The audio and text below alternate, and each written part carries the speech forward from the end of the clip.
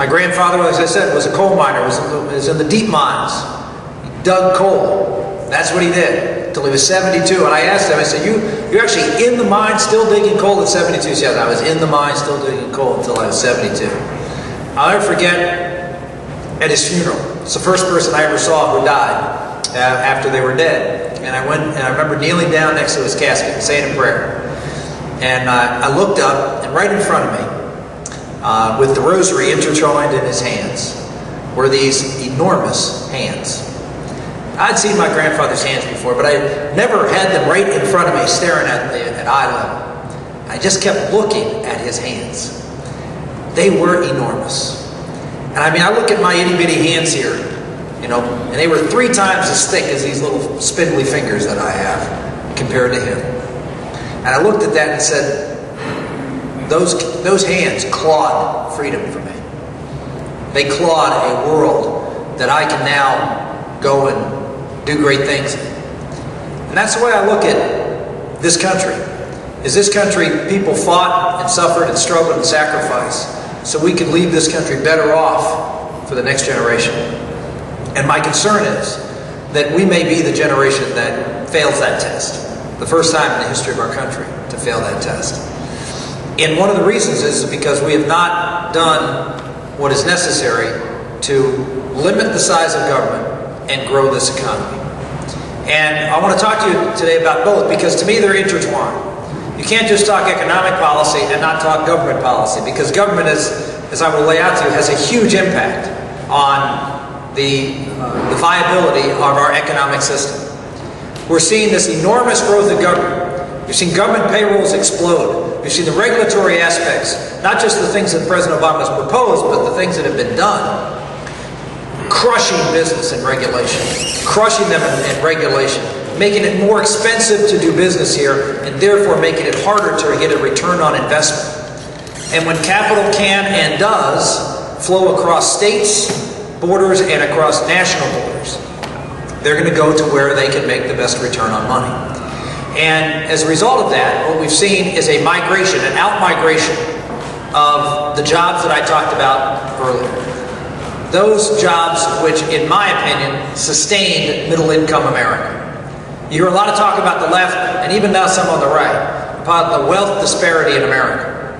Those who are successful, who are upper income, who the rich get richer and the poor get poorer, and there seems to be a divide. I would make the argument that one of the reasons for that is we went from 21% of the population 40 years ago in manufacturing to 9% today. And that manufacturing has these jobs that I talked about. It also has the multiplier effect of creating stability within a community, as we've seen here. And so when I come to Wheeling, come to southeastern Ohio and southwestern Pennsylvania, and talk to folks here, I talk in a language that says that we need to get back to a manufacturing, energy-based economy in the communities that once thrived doing that. Now, we're one step of the way there already with energy. We were talking at the table about Marcellus Shale. Every speech I give, traveling all over this country, well, mostly in Iowa and New Hampshire, but traveling all over the country, I talk about Marcellus Shale. You'd be amazed how almost nobody knows about it. Nobody knows what's going on here in West Virginia and Ohio and Pennsylvania and to some degree New York. Nobody realizes the enormous gas find, the second largest gas find in the world, the largest in North America, and we're standing on top of it right now. And it's creating wealth, and it will create enormous wealth for communities, for landowners in this community, and jobs.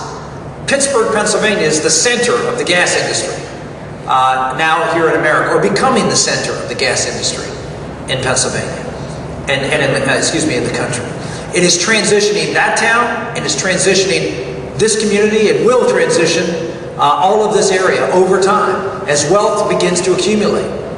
And that is a dynamism that we need to continue to expand upon. It's not just gas, but it's also oil. There's oil deposits in the shale down deep again. And so the opportunity for us is to emphasize that the criticism that we've seen from those on the left, particularly this president, about being able to solve our energy problems by drill, baby, drill. That's a joke. We shouldn't.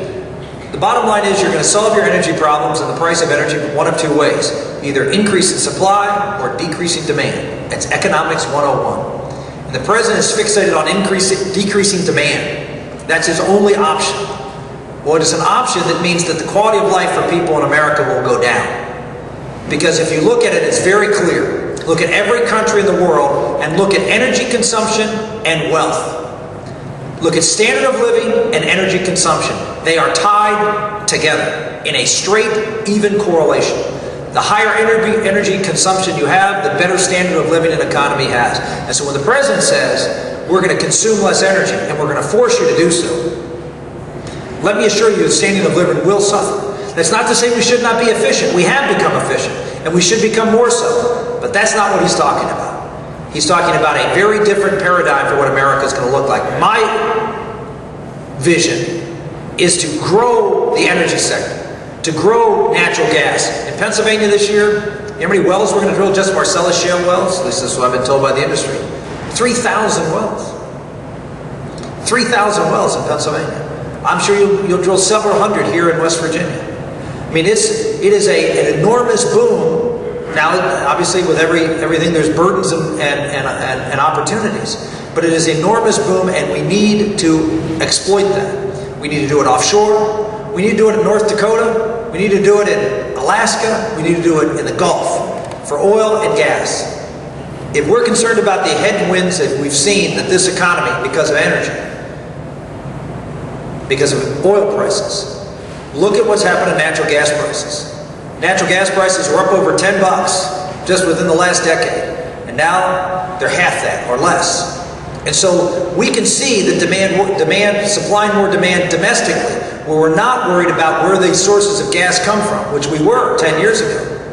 We were getting them from the Middle East. And gas prices were high because of uncertainty. We create opportunity here by drilling here in America. So that's the energy piece. The other piece is very important to manufacturing. I know a lot of folks have gone around and say, oh, those jobs are never coming back. Why? Why won't those jobs come back?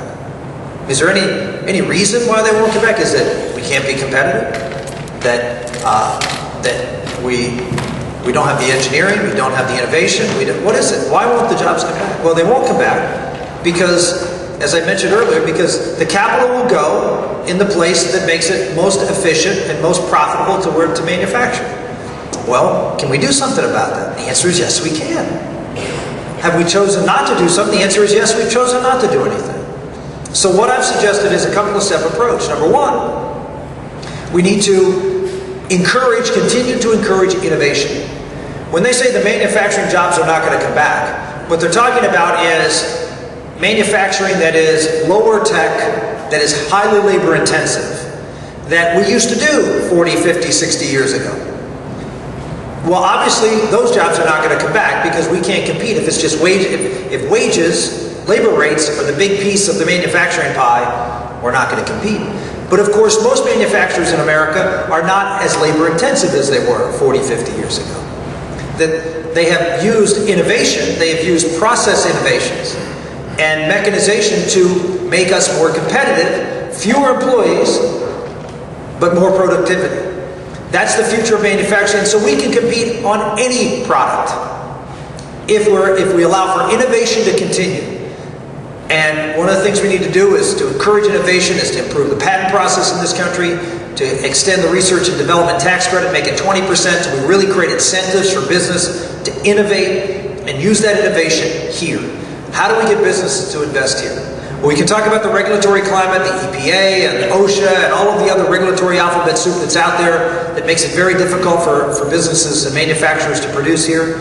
Yes, we need to do something on that front. We need to do something on the litigation front, which I've supported. But the big area that I want to talk about is on taxes. One of the reasons manufacturers have a difficult time here in America is because we have a tax system that doesn't match up with the other tax systems around the world. Most countries that import and export manufacturing goods have a value-added tax. So it's a tax on consumption. And at the border, you cancel those taxes out. In other words, if Brazil ships to Germany, they both have value-added taxes, and so they can equalize those taxes because they match up. It's a percentage of the cost of goods. If you paid it in Brazil, you don't have to pay it in Germany, vice versa. Well, we don't have that tax in America. We have an income tax. And so it doesn't match up. So we get no dollar-for-dollar offset. And so it makes our products more expensive. One of the arguments for a value-added tax, or what some people call the fair tax, is that it will actually encourage exports. So how do we get around that problem? Well, I get around that problem by saying that we should cut the corporate tax on manufacturers to zero. And say to every manufacturer, if you want to create something here in America, you will do so without having to pay any taxes at the corporate level. Now, obviously, the workers are going to pay taxes, the people who are in the management of the company will pay taxes, etc. And suppliers and other folks who are participating and supporting the business will pay taxes, but the corporate entity, if you're manufacturing. Why? Because we want to create a powerful incentive to get that manufacturing quotient back up to 20%, to locate them in communities where people want to work, want to have their factories, want to be able to get back into the game of producing things again. I think this will be a great boon to the northern panhandle, to southeastern Ohio, to southwestern Pennsylvania. So that to me is at the core of turning the economy around. We need to be people that make things again.